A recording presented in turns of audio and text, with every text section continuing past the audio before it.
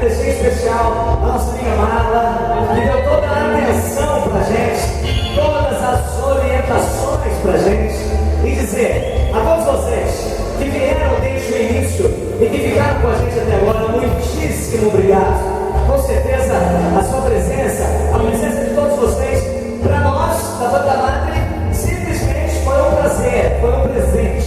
Muitíssimo obrigado. Quero também agradecer a cada amigo da Brigada de Bombeiros. Muito obrigado a cada bombeiro aqui presente, que nos dá a qualidade de serem os nossos guardiões da noite. Muito obrigado ao pessoal aqui do Molina. Muito obrigado a cada garçom, a cada garçonete. Muito obrigado aos patrocinadores.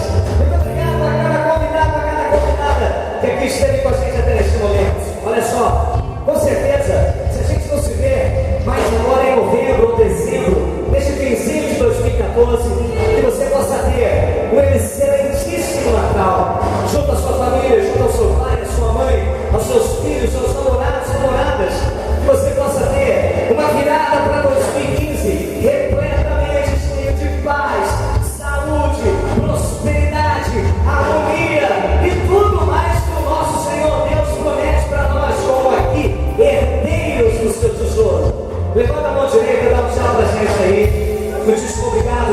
Obrigado aos nossos amigos do Diferentes. Aqui. Obrigado, estilo. Obrigado. E aqui, a cada profissional da equipe técnica, muito obrigado, da Banda Madre. Muito obrigado aos músicos, cantores, bailarinos, vocalistas. E a gente fica por aqui. Marlinha, um beijo no seu coração. A gente se vê. Tá bom, gente?